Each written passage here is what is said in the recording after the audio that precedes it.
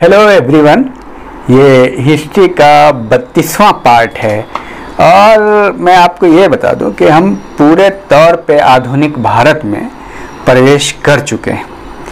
और वो पीछे 31वां और 33वां जो वीडियो है वो उसमें हम ट्रांजिशन फेज में थे। तो आधुनिक भारत की ख़ास विशेषता क्या है कि देखिए, औरंगज़ेब की मृत्यु होती है 1707 में और औरंगज़ेब की मृत्यु 1707 में होने के बाद उनके तीनों बेटे में लड़ाई होती है, युद्ध होता है और मुअज़्ज़म यानी बहादुर शाह प्रथम जीतता है। यहाँ से आप देखिएगा कि लड़ाई का पैटर्न चेंज हो जाता है। पहले शहजादे आपस में खुद लड़ा करते थे, लेकिन अब शहजादे के पीछे जो टीम है, जो सूबेदार है, वो लड़ते हैं। शहजादे ने लड़ना छोड़ दिया। तो नेचर ऑफ क्या कहते हैं कि स्टेट चेंज हो जाता है। अब शहजादे कठपुतली के रूप में इस्तेमाल होते हैं 1707 के बाद और 1739 में नादिर शाह का आक्रमण होता है। तो केंद्रीय सत्ता जो मुगल की है वो ख़त्म हो जाती है और एक नए नए राज्यों का उदय होता है। हैदराबाद, पश्चिम बंगाल, अवध और भी बहुत सारे आपको नए नए राज्यों का उदय होता है। ये सब राज्य हैं। तो फिर हम जानेंगे। तो कर्नाटक है, राजपूत राज है, मैसूर है और पंजाब है। ये सब चूँकि केंद्रीय सत्ता से मोह भंग हो चुका है, अब उसमें काम करने में मन नहीं लगता है। तो और ख़ास बात अब हम आधुनिक भारत में वीडियो को थोड़ा शॉर्ट करेंगे, 5 से 7 मिनट की वीडियो करेंगे क्योंकि स्टूडेंट्स काफ़ी ऊब जाते हैं। और एक अहम बात यह है कि देखिए, एग्ज़ाम में जो क्वेश्चन का पैटर्न है वो मॉडर्न से ज़्यादा पूछते हैं। तो हम लोग मॉडर्न पे काफ़ी वीडियो बनाएंगे, मॉडर्न को इंटेंसिवली देखेंगे और ज़्यादा। आपको मैं ये बता दूं, एंशिएंट और मेडिएवल के लिए जो हमने आपको मटेरियल दिया वो सफिशिएंट है। चाहे आईएएस हो, चाहे कोई भी एग्ज़ाम हो, नेट हो, उतना अगर आप कर लेते तो आप एक ऑप्टिमम लेवल पे पहुंच चुके हैं।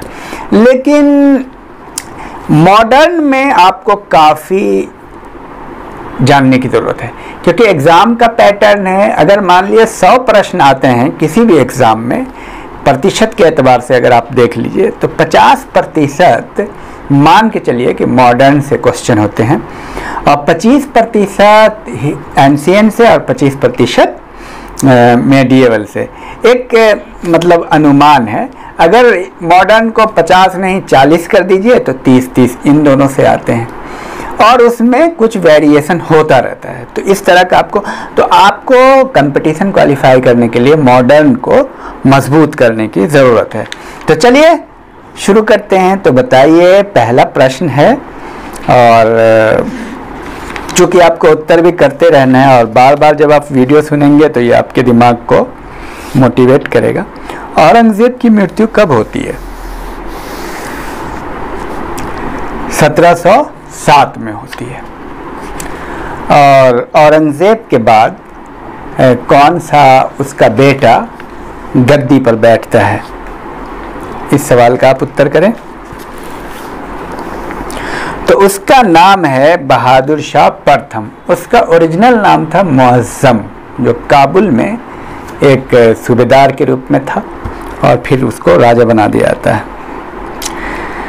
और इसे ही क्या कह रहे, शाह बेखबर के नाम से जाना जाता है।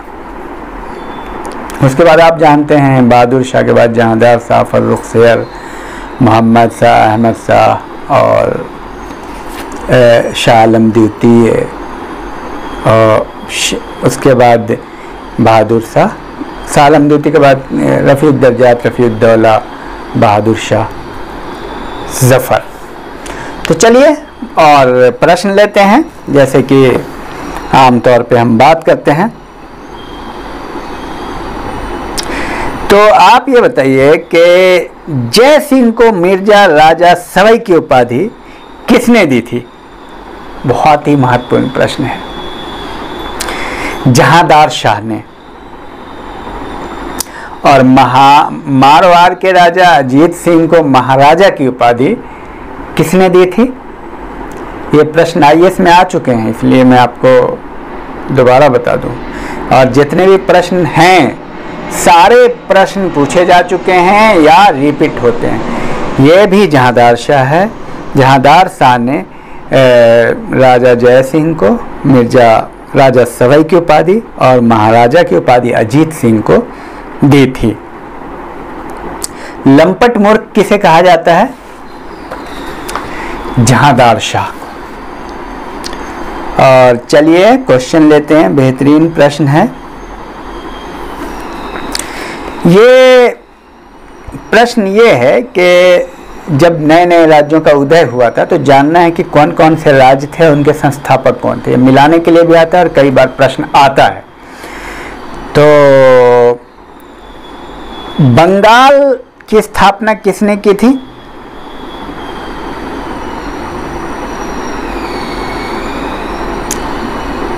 मुर्शिद कुली खां। चलिए नेक्स्ट, हैदराबाद की स्थापना किसने की?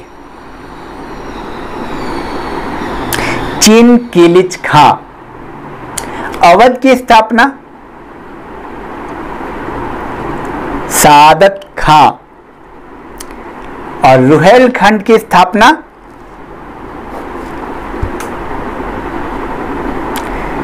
अली मोहम्मद खां। तो इस वीडियो में इतने ही रहने देते हैं। और चूंकि हम लोग इसमें ये जान गए कि राज्यों की स्थापना कौन कौन किसने की, ये खूब आता है। चलिए नेक्स्ट वीडियो से, अब ये थोड़ा शॉर्ट कर रहे हैं आप लोगों की वजह से, क्योंकि काफ़ी बच्चों को परेशानी हो रही है। कई बच्चों ने कहा था कि वीडियो को थोड़ा शॉर्ट कीजिए। Thank you. तो 7 मिनट की वीडियो मैक्सिमम ठीक है।